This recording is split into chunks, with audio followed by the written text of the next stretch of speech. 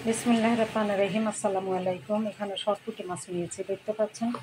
আর হচ্ছে গিয়ে সরপুঁটি মাছের সাথে হলুদ মরিচ এবং লবণ মাখিয়ে নিচ্ছি।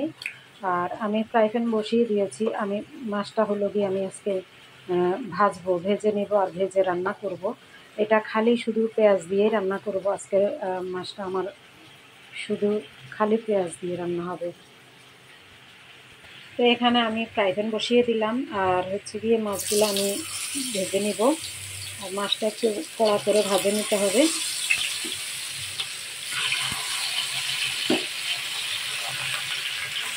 একটু কড়া করে ভেজে নেব মাছ।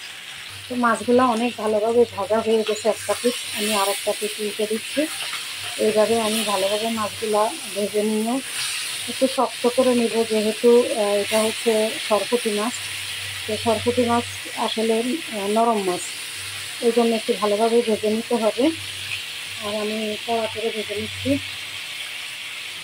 আমার মাছগুলা কিন্তু এখনও ভাজা হয় নাই, কারণ আমি মাছটা শক্ত করে ভাজবো।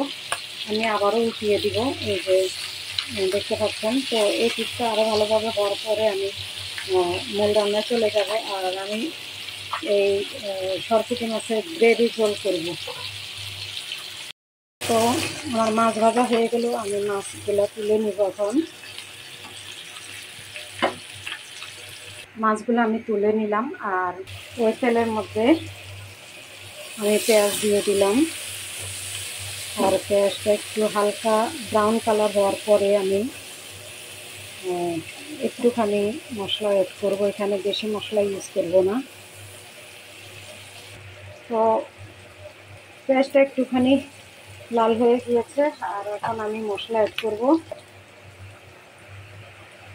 তা আমি একটুখানি পেঁয়াজ বাটা দিয়ে দিলাম।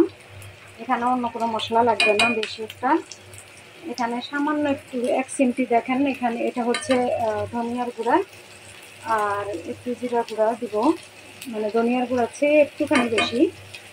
আর হচ্ছে এখানে দিয়ে দিব হলুদের গুঁড়া।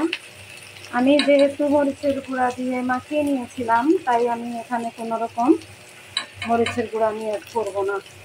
আর একটুখানি আদা বাটা দিয়ে দিলাম, সামান্য একটুখানি আদা বাটা দিয়ে দিলাম।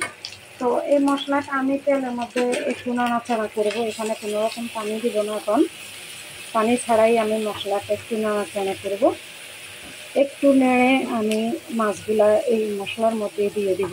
আর এই রান্নাটা, এই রেসিপিটা একবার আপনারা খেয়ে দেখতে পারেন। আমি আশা করি আপনারা উপকৃত হবেন। তো মশলাটা আমি সামান্য একটু ভেজে নিলাম, আর দেখে বুঝতে পারছেন নিশ্চয়ই যে ভাজা হয়ে গেছে। আর এখন আমি মাছগুলো দিয়ে দিব। মাছটাকেও আমি মশলার সাথে এইভাবেই কিছুক্ষণ ওলট-পালট করে নিব।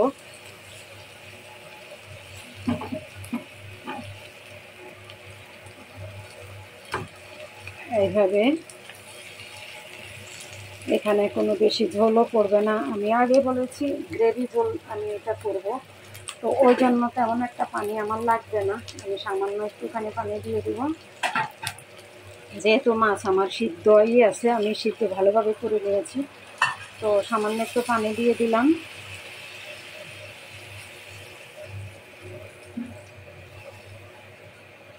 এটা এত মজার, এত ইয়াম্মি একটা রেসিপি বলতে পারেন। এই রেসিপিটা, সরপুঁটি মাছ এত মজা হতে পারে, আপনাদের কল্পনার বাইরে থাকবে, আমি বললাম। তো আমি যেহেতু গ্রেভি ঝোল করবো, আমার ঝোলটা কিন্তু এখনও শুকায়নি, আমি আরও শুকাই তুলবো। আর মাছটাকে আমি একটুখানি উল্টিয়ে দেবো। এই মাছটা কিন্তু নরম মাছ, যতই আপনি শক্ত করে ভাজেন না কেন। আপনারা দেখতে পেয়েছেন আমি কতটা শক্ত করে ভেজেছি। তো রান্নাটা আরেকটুখানি হবে। আর একটু পেঁয়াজ বাটা আসলে তরকারির মধ্যে দিলে তরকারির ঝোলটা এমনিতে একটু গাঢ় হয়, এটা ভালো লাগে খেতে ঝোলটা। এখানে আমি 2-4টা কাঁচামরিচ দিয়ে দিচ্ছি, গোটা কাঁচামরিচ। আর আমি কোনো মরিচের গুঁড়ো আমি শুধু যখন মাছ মাখিয়েছিলাম তখন শুধু দিয়েছি, এছাড়া আমি ইউজ করিনি গুঁড়া মরিচ। তো বন্ধুরা, হয়ে গেল আমার দারুণ মজার সরপুঁটি মাছ ভাজি। আর এখন আমি দিয়ে দিব ভাজা জিরা গুঁড়া। এটা অপশনাল, এটা আপনারা চাইলে দিতে পারেন, না চাইলে স্কিপ করতে পারেন। এটা আমি আমার ভালো লাগে বলে আমি দিই, আপনাদের ভালো না লাগলে আপনারা দিবেন না। আমি সবসময় বলি যার যার রুচি অনুযায়ী দিবেন, আর না হয় অ্যাভয়েড করবেন। তো ঠিক আছে, আপনারা সবাই ভালো থাকবেন। আর আমার এই রেসিপিটা যদি আপনাদের কাছে ভালো লেগে থাকে, আমার ইউটিউব চ্যানেলটি সাবস্ক্রাইব করবেন আর আমার পেজটাকে ফলো করবেন। আর আমার জন্য দোয়া রাখবেন। আপনারা আমার পাশে থাকলে আমার খুব ভালো লাগবে, আর আপনাদের সহযোগিতা আমার খুব দরকার।